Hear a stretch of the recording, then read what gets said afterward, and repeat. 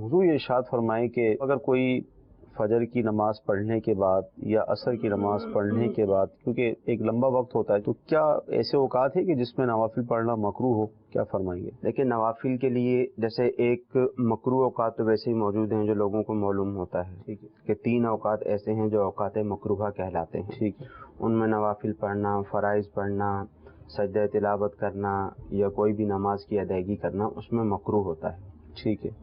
مگر نوافل کے لیے اس کے علاوہ بھی کچھ اوقات ہیں اچھا، کہ جس میں نوافل کی ادائیگی نہیں کی جا سکتی. ٹھیک ہے، علماء نے یہ تقریباً 12 اوقات گنوائے ہیں کہ 12 اوقات ایسے ہیں جن میں آپ نوافل نہیں پڑھ سکتے. ٹھیک ہے، ان میں سے سب سے پہلا وقت یہ ہے جب صبح صادق طلوع ہوتی ہے، یعنی فجر کی نماز کا ٹائم شروع ہو جاتا ہے. سحری کا وقت جب ختم ہوتا ہے. سحری کا وقت جب ختم ہوتا ہے، فجر کی نماز کا ٹائم شروع ہوا، جب فجر کی نماز کا ٹائم ختم ہو جائے گا، ٹھیک ہے، فجر کی نماز کے ٹائم کی ابتدا سے لے کر فجر کا جو ٹائم ہے اس کی انتہا تک، اس وقت میں کسی طرح کے کوئی نوافل ادا کرنے کی اجازت نہیں ہے. ٹھیک ہے، یہ ایک وقت ہو گیا. صحیح، جو دوسرا وقت ہے وہ نماز عصر ادا کر لینے کے بعد ہے. ٹھیک ہے، جس نے عصر کے فرض پڑھ لیے، اب وہ مغرب کی نماز تک نوافل کی ادائیگی نہیں کر سکتا. ٹھیک ہے، یعنی یہاں 2 اوقات مکروہ آ جائیں گے. صحیح،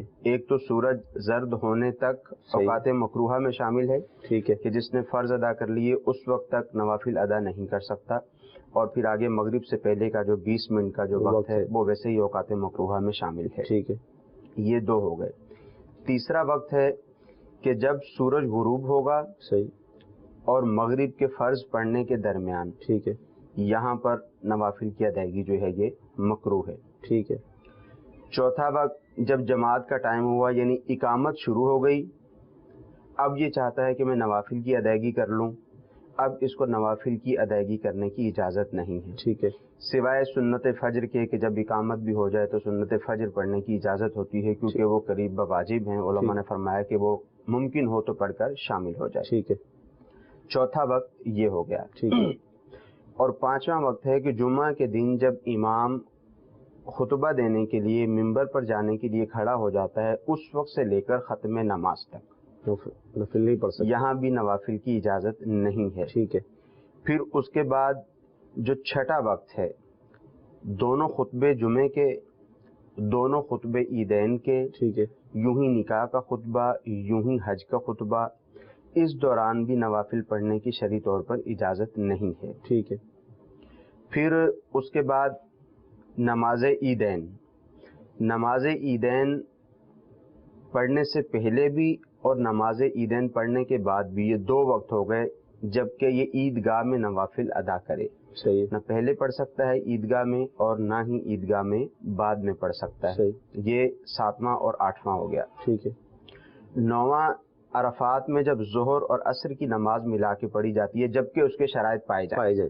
ٹھیک ہے، جب شرائط پائے جائیں گے، ظہر اور عصر ملا کے پڑھی جائے گی، تو ان کے درمیان میں بھی نوافل نہیں پڑھ سکتے اور اس کے بعد میں بھی نوافل نہیں پڑھ سکتے. ٹھیک ہے، اور اس کے بعد 10واں وقت جو ہے وہ مزدلفہ کا ہے. مغربی مزدلفہ میں مغرب اور عشاء کی نماز ملا کے پڑھتے ہیں، تو مغرب اور عشاء کی نماز کے بیچ میں نوافل پڑھنا مکروہ ہے. ٹھیک ہے، اور 11واں وقت ہے کہ جب فرض کا وقت تنگ ہو، صحیح، کسی نے ظہر کی نماز ادا نہیں کی، صحیح، اب ظہر کی نماز ادا اتنا ہی وقت بچ گیا کہ ظہر کی نماز ادا کر سکتا ہے. صحیح. اب یہ کہتا ہے پہلے میں نوافل پڑھوں پھر ظہر کی نماز پڑھوں، صحیح، ایسا نہیں کر سکتا. اب یہ فرائض ہی ادا کرے گا.